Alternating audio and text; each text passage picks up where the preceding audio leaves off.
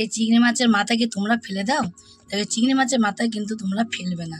এই চিংড়ি মাছের মাথাগুলো দিয়ে আজকে আমি এমন একটা রেসিপি করব, তোমরা যা দিয়ে একতলা ভাত খাবে। সেটাই তোমরা দেখতে থাকো। আজকে এই চিংড়ি মাছের মাথাগুলো দিয়ে আজকে আমি কী রেসিপি তৈরি করব। সব মাছের মাথাগুলো দেখো আমি বেছে নিয়েছি, আর মাছের মাথা বেছে কোনগুলোকে নিয়েছি সেটা তোমাদের দেখিয়ে দিতে থাকো। উপরে যেটা পাতলা খোসা থাকে সেই খোসাটা কিন্তু আমি ফেলে দিয়েছি। সেই খোসাটা দিলে মুখে বাঁধে, তার জন্য শুধু আমি মাথাটাকে ভেতরের মাংস ভাব দেখবে নরম নরম, সেই মাথাটাকে কিন্তু নিয়ে নিতে হবে। আমি সেইটাকে কিন্তু নিয়ে নিয়েছি। দেখো সবকটাকে ধুয়ে কতগুলো হয়েছিল মাথা, সেখান থেকে বেছে দেখো কোনটুখানি হয়ে গেছে। আর যদি খোসাগুলো নিতাম উপরে তাহলে অনেকটাই হতো। তোমরা খোসাটাও নিয়ে নিতে পারো, ওইটা নিলে কি মুখে বাঁধে বলে নিয়ে নিই। এবার আমি এর মধ্যে দিয়ে দেবো অল্প একটুখানি লবণ, আর অল্প একটুখানি দেবো হলুদের গুঁড়ো। লবণ দিয়ে হলুদের গুঁড়ো দিয়ে একটু মাখিয়ে নেবো, মাখিয়ে এক সাইডে রেখে দেবো। ওইদিকে তো আমি মাছের মাথাগুলোকে লবণ মাখিয়ে এক সাইডে রেখে দিয়েছি। রেখে দিয়ে গ্যাসে একটা ফ্রাই প্যান বসিয়ে গরম হয়ে গেলেই তেল দিয়ে দেবো অল্প করে। বেশি তেল কিন্তু আমাদের দেওয়া যাবে না, অল্প সামান্য একটু তেলই এর মধ্যে দিতে হবে। সামান্য তেলের মধ্যে দিয়ে তেলটাকে একটু ভালোভাবে একটু গরম করে নিতে হবে। এইবার গরম হয়েও গেছে, মাছের মাথাগুলোকে দিয়ে দেবো। মাছের মাথাটা ভাজতে তো বেশি টাইম লাগে না, কিন্তু এটা একটু টাইম করে ভাজতে হবে। মচমচে করে ভেজে নিতে হবে মাছের মাথাগুলো। নিয়েছি, তোমরা যদি মনে করো বেশি করে নেবো সেটাও কিন্তু তোমরা নিতে পারো। তখন দেখো এখন কিন্তু একটু ভাজা হয়ে গেছে। মাছের মাথাটাকে এবার আমি কি করব, ভাজা হয়ে যাবে তখন এক সাইডে এভাবে রেখে দেবো। তোমরা দেখলেই বুঝতে পারবে যে মাছের মাথাগুলো কত সুন্দর ভেজে নেওয়া হয়ে গেছে। এবারে পাশ দিয়ে আমি দিয়ে দেবো রসুনটাকেও কিন্তু একটু ভেজে নেবো, আর পেঁয়াজও নিয়ে নেবো এর সাথে। ফ্রাই প্যানটা নিয়েছি, নিয়ে কত সুবিধা হয়েছে সেটা তোমরা দেখো।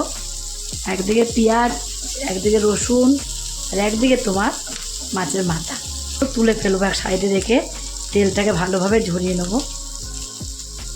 তোমাদের আগে বলি তেল থাকলে কিন্তু হবে না। মাথা এবার তেলগুলোকে ভালোভাবে ঝরে গেছে, তুলে নেবো। রসুনগুলো দেখো একটু ভাজা হয়ে গেছে, তো পুরা করে কিন্তু ভাজতে হবে রসুনগুলোকেও। দেখো কালার এসে গেছে রসুনগুলোরও, কালার দেখলে বুঝতে পারছো। রসুনগুলোকেও তুলে নেবো, আলাদা করে তোলার কোনো দরকার নেই। এক জায়গায় দেখো যেখানে মাছের মাথাগুলো তুলে নিচ্ছি তার মধ্যে কিন্তু রসুনটাকেও তুলে নেবো, একটুখানি ভেজে নেবো পুরা করে। হয়ে গেছে, পেঁয়াজটাকেও আমি তুলে নেবো। এবার শুকনো লঙ্কা আর নেবো দুটো কাঁচা লঙ্কা। শুকনো লঙ্কা দিলে না প্রচুর পরিমাণে টেস্ট হয়, তার জন্য দুটো শুকনো লঙ্কা নিয়েছি। একটু ভেজে নেবো হালকা করেই। তোমার তো বলেছি বেশি তেল দিয়ে ভাজা যাবে না, এইভাবে হালকা করে ভেজে নিতে হবে। লঙ্কাটাও ভেজে নেওয়া হয়ে গেল। এবার এগুলোকেও তুলে নেবো। তুলে এবার এগুলোকে সব কিছু আমি ঠান্ডা করে নেবো একটুখানি।